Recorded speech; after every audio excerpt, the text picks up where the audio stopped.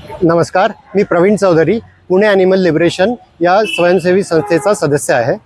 आज आम्ही इथे अर्थ डे सेलिब्रेट करण्यासाठी जमलो आहोत। अर्थ डे म्हणजे काय, तर पृथ्वी आणि पृथ्वीचं पर्यावरण याचा जो ऱ्हास होत आहे त्याच्याबद्दल जनजागृती करण्यासाठी अर्थ डे हा साजरा केला जातो। तर आज आपल्या सगळ्यांना दिसतंय की पृथ्वीचं तापमान किती वाढतं आहे। दरवर्षी ऊन वाढत आहे आणि ज्या पुण्यामध्ये कूलरची गरज पडत नव्हती तिथे आज आपल्याला AC लावून 24 तास राहावं लागत आहे। तर हे असंच वाढत राहिलं तर पृथ्वी आपली राहण्यायोग्य राहणार नाही। आपल्या ज्या पुढच्या पिढ्या आहेत त्या कशा जगतील। जे मोठमोठे हिमनग आहेत, जे आपण ग्लोबल वॉर्मिंगमुळे ते हिमनग वितळत आहेत आणि समुद्राची पातळी वाढत आहे। हे असे बदल सुरू राहिले तर मोठा हाहाकार होणार आहे। तर हे याबद्दल आम्हाला जनजागृती करायची आहे की हे कसं थांबवावं, यात आपण काही योगदान देऊ शकतो का? पर्यावरणाच्या संरक्षणार्थ तुमच्याकडून काय होतं, तुमच्या संस्थेकडून काय करता? हां, तर सगळ्यात आधी याचं मूळ कारण काय आहे? जे पर्यावरणाचा जो ऱ्हास होतोय, तापमान वाढतंय, त्याचे मूळ कारणं काय आहेत?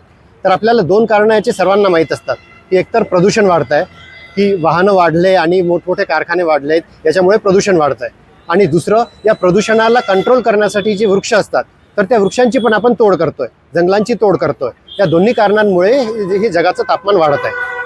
तर पण तिसरं एक खूप मोठं कारण आहे जे आपल्याला माहीत नसतं, ते कारण आहे पशुपालन। तर म्हणजे आता हे थोडंसं सरप्रायझिंग वाटेल की पशुपालनामुळे कसं काय प्रदूषण वाढेल। तर त्याचं कारण असं आहे की पशुपालनासाठी प्रचंड प्रमाणात जमीन लागते। म्हणजे पशूंना ठेवण्यासाठी आणि त्यांचं खाद्य पुरवण्यासाठी या दोन्हीसाठी खूप मोठ्या प्रमाणात जमीन लागते। तर त्या जमिनीसाठी आपल्याला ऑब्व्हियसली वृक्षतोड करावी लागते, जंगल तोडावे लागतात। तर एक कारण हे झालं। आणि दुसरं, भारतामध्ये आपल्याला माहीत आहे की डेअरी उद्योग हा दुग्ध व्यवसाय खूप मोठा आहे। तर दुग्ध व्यवसाय जो आहे तो गाई आणि म्हशींनी चालतो आणि त्या दुग्ध व्यवसायामध्ये भारत जो आहे तो जगात अव्वल आहे, पहिल्या नंबरचा देश आहे। तर या गाई म्हशी ज्या असतात यांच्याकडून एक वायूचं उत्सर्जन होतं, तो वायू आहे मिथेन। तर आता मिथेन वायू जो आहे तो का घातक आहे? जसं आपल्याला माहीत आहे की कार्बन डायऑक्साईड, त्याला आपण मानतो की कार्बन डायऑक्साईडमुळे प्रदूषण होतं आणि त्यामुळे तापमान वाढतं। पण मिथेन वायू जो आहे तो कार्बन डायऑक्साईडपेक्षाही 80 पटीने जास्त तापमान वाढवतो। म्हणजे 1 किलो कार्बन डायऑक्साईडने जेवढं तापमान वाढेल त्यापेक्षा 80 पटीने तापमान वाढेल मिथेन वायू, 1 किलो मिथेन वायूमुळे। तर हे बहुतेक कोणाला माहीत नसतं। आणि तो मिथेन वायू येतो कुठून? तर गाई म्हशी जे प्राणी असतात तर हे प्राणी त्याचं उत्सर्जन करतात आणि तिथून तो मिथेन येतो। तर भारतात इतक्या म्हणजे लाखो गाई आणि कोट्यावधी गाई म्हशी आहेत।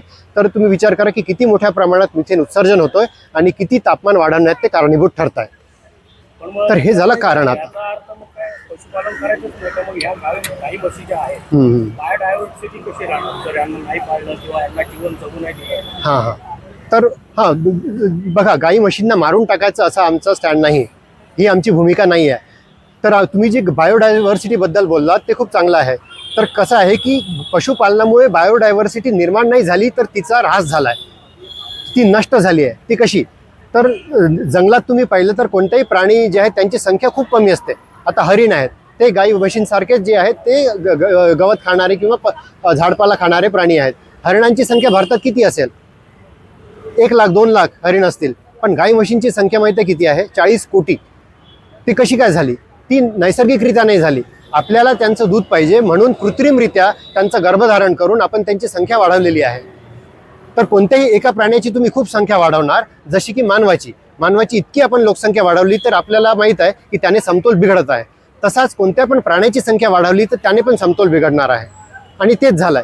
कोंबडी, गाई, म्हशी यांचा आपल्याला उपयोग आहे, त्यांना आपल्याला मारायचं किंवा त्यांपासून दूध घ्यायचं म्हणून त्यांची संख्या आपण कृत्रिमरित्या इतकी जास्त वाढवली आहे की त्यामुळेच पर्यावरणाचा ऱ्हास होत आहे।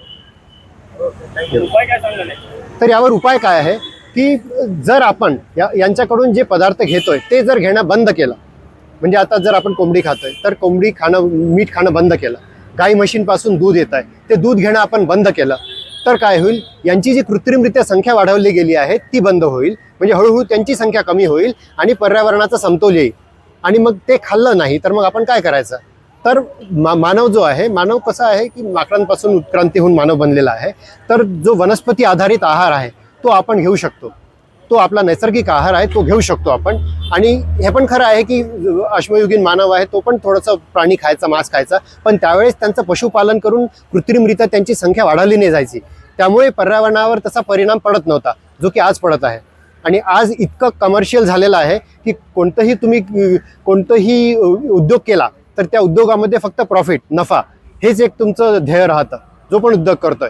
तर त्यामुळे आता आपण जुन्या काळात जाऊ नाही शकत की आपण एकदम छोट्या प्रमाणात पशुपालन करायचं आणि तेवढ्यावर आपलं भागेल. आज आपली हाव इतकी आहे की मोठ्या मोठ्या $1 बिलियन इंडस्ट्रीज उभ्या राहिलेल्या आहेत प्राणी म्हणजे प्राण्यांपासून पदार्थ घ्यायच्या आणि त्यांची कत्तल करण्यासाठी. हे सगळं बंद होईल. आपण पूर्ण जगाला बदलू शकत नाही, पण ज्यांच्यापर्यंत हा संदेश जात आहे त्यांनी जर स्वतःच्या जीवनशैलीमध्ये थोडा बदल केला, जर आपल्या आहारातून प्राण्यांपासून घेतले जाणारे पदार्थ विशेष करून मांस, अंडी आणि दूध हे जर आपण वर्ज्य केले तर मोठ्या प्रमाणात प्राण्यांचं जे पालन होते त्यांची लोकसंख्या जी वाढवली जात आहे ते बंद होईल.